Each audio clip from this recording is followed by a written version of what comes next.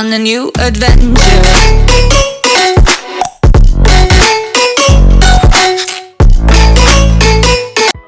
High, welcome back to my YouTube channel once again. तर माझा खूप दिवसातून ब्लॉग येत आहे. तर आज आम्ही ठरवलं आहे की इडली नाही, डोसे सांबार आणि बटाटे चटणी करत आहे. तर त्याची तयारी करायला घेतलेली आहे आईने. तर तुम्ही पुढं बघशाल तर तो पण स्टे ट्यून. या ठिकाणी आई बटाटे आणि डाळ घालत आहे उकडायला, कारण की सांबार आणि बटाटे चटणी करायची आहे. तर या ठिकाणी मी इडलीचं इडलीने तीनदा इडलीच बोलते मी, डोश्याचं बारीक करून घेते. आणि इकडं आता कुकर तर लावलेला आहे आईने. तर मग तोपर्यंत स्टेट. तर या ठिकाणी इकडं डोश्याचं बॅटर तयार करून झालेलं आहे. सो मस्तपैकी सकाळी भिजू घातलेलं होतं मी. आणि इकडं सांबारची तयारी करून झालेली. कांदा, टॅमॅटो, लसूण, अद्रक राहिलं, मिरची, कढीपत्ता, म्हणजे हे सगळं सांबारची तयारी झालेली आहे. आणि इकडं बटाट्याची चटणी, त्यासाठी मिरच्या, अद्रक, लसूण, कढीपत्ता याची सर्वांची पेस्ट करणार आहे. आणि इकडं कांदा आणि इकडं बटाटा बॉईल करून झालेला आहे. तर तो पुढची पण प्रोसेस दाखवणार. म्हणजे हे सगळं बॅटर करून घेणार आहे, याचं म्हणजे सगळं बारीक करून घेणार एका खटी, सगळं सेपरेट नाही करणार. आणि मग कांदा परतून झाल्यानंतर मग हे बॅटर टाकणार. तर तुम्ही तसं पुढं बघशालच. आणि इकडं डाळ पण झालेली तयार सांबारची, मस्तपैकी तुरीच्या डाळीचं आहे. हे सांबारला लसूण अद्रकची पेस्ट करून घेतलेली आहे. तर आता मी तर सगळं मिक्स करून घेतलेलं आहे बटाट्याच्या चटणीचं, लसूण, अद्रक, मिरची, कढीपत्ता. तर मी आता याची पेस्ट करून घेते. तर इकडे कढई तापायला ठेवलेली आहे. तर तेल तापतं आहे. आता त्याच्यामध्ये जिरे मोहरी टाकायची, मग कांदा टाकायचा, मग परतून झाल्यानंतर मग हे बॅटर टाकायचं. कांदा चांगला ब्राऊन होऊन द्यायचा. तर इकडं मी फोडणी दिलेली आहे. आता इथं कांदा गोल्डन ब्राऊन होतं तोपर्यंत सांबारची पण तयारी करते. इकडं पण कढई तापायला ठेवली आहे. तर यामध्ये अजून कढई तापती आहे, चांगलं बघायचं तापली का नाही. तर आता मी इथं जिरे टाकते.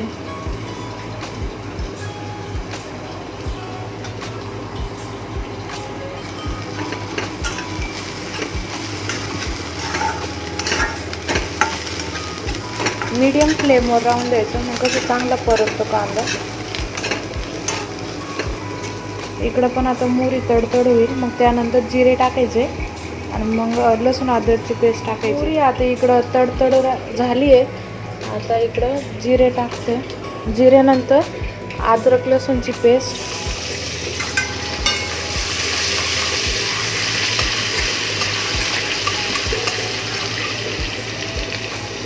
आणि त्यानंतर मिरची,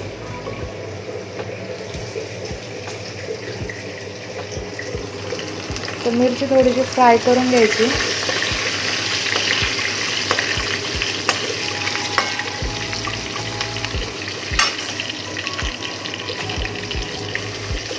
आता याच्यामध्ये कढीपत्ता टाकते.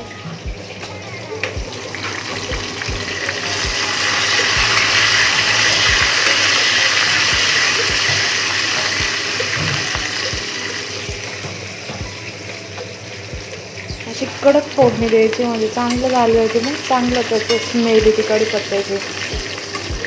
यामध्ये आता मी कांदा टाकून देते. म्हणजे कांदा तोपर्यंत परतल तोपर्यंत मी इकडं बटाटे चटणीला पुढची प्रोसेस करते. सांबारला आहे ना उभा कांदा टाकायचा, सेमी सर्कल. राहिलेला पण कांदा टाकून देते. इथं कांदा परतायला ठेवते, मग तोपर्यंत तिकडे पुढची प्रोसेस करते.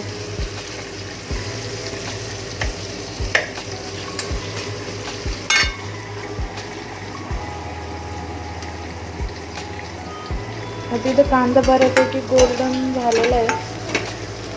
तर यामध्ये मी थोडीशी हळद टाकते, चवीनुसार टाकायची, तुम्हाला कशी लागेल तशी.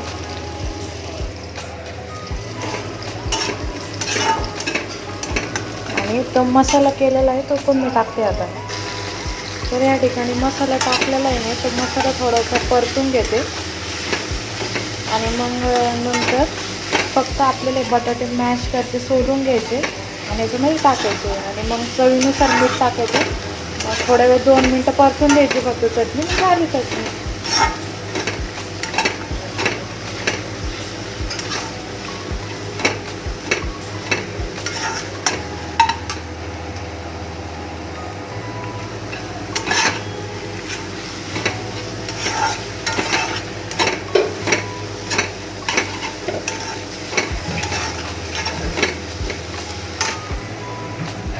तर या ठिकाणी मॅश करून झालेले बटाटे आई आता टाकत आहे आणि हिची सगळी तयारी आईनेच केलेली आहे, मी फक्त फोडणी दिलेली आहे.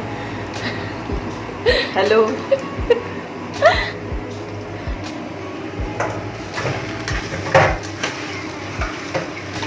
तर यामध्ये आधी मीठ टाकून घेते.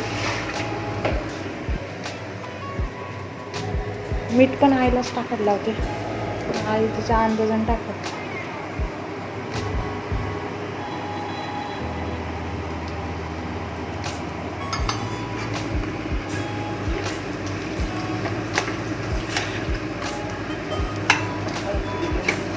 हळद थोडी कमीच घालायची बटाट्याच्या चटणीला, कारण ती कडसर लागते असं मला माझी आई सांगते.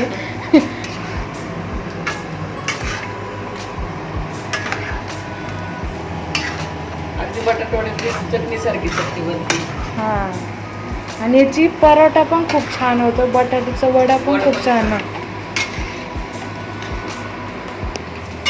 तर इकडं थोडं कांदा पण फ्राय झाला आहे सांबारचा. आता पुढची प्रोसेस चालू आहे सांबारची. त्याला तर टॅमॅटो टाकते.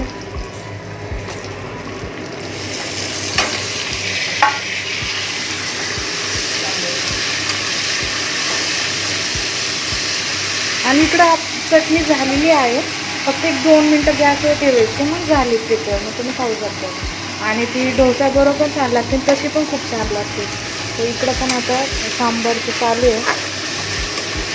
टॅमॅटो थोडंसंच फ्राय होऊन द्यायचं फक्त, लई पण नाही करायचं. एक आम्ही साधंच बनवतो सांबार, कारण की सगळे व्हेजिटेबल्स नव्हते शिमला मिरचीचे आणि आमच्या घरी आवडत नाही शिमला मिरची. तर मग तुम्ही टाकू शकता त्याच्यामध्ये. शेवग्याच्या शेंगा पण टाकतात, वांगं पण टाकतात. तर इकडं आईने मसाला तयार केला आहे. सांबार मसाला, काळा मसाला, हळद आणि लाल तिखट घरी बनवलेलं आणि काळा मसाला पण घरी बनवलेला आहे. तर सांबार मसाला थोडा जास्त टाकायचा. टाकायचा आईने टाकलेला आहे आता मसाला.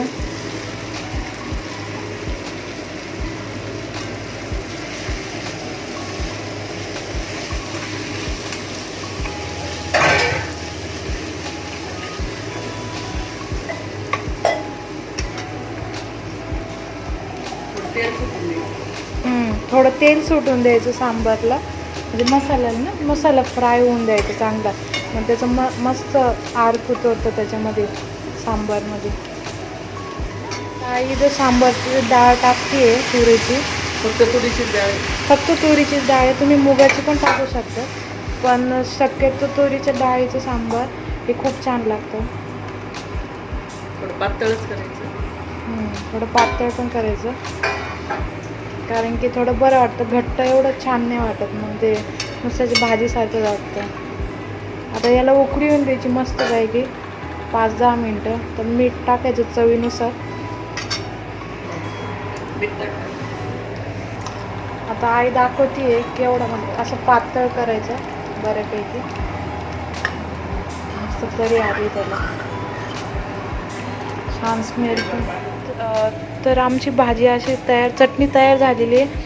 इतका छान कलर आलेला आहे, असा हिरवा, कारण की त्याला सगळं ग्राइंड केलेलं होतं. तवा तापवायला ठेवलेला आहे आणि आता आई डोसे करायला घेणार आहे. सांबार आता मस्तपैकी रेडी झालेला आहे आणि इकडं आई आता डोसे बनवत आहे.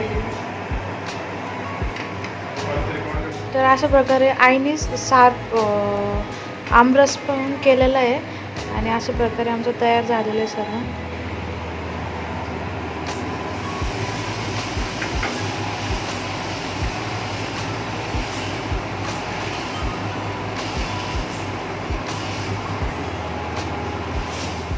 ब्लॉग तुम्ही बघितलेलाच असाल, तर कसं वाटलं ते मला कमेंटमध्ये सांगा.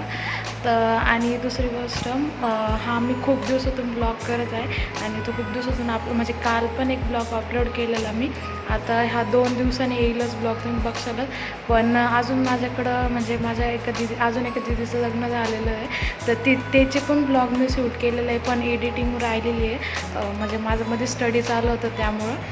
तर ते पण ब्लॉग मी लवकरच अपलोड करणार आहे, तर ते पण तुम्ही बघशाल. तर तोपर्यंत हा ब्लॉग आवडला असेल तर like, comment, share and subscribe to my channel.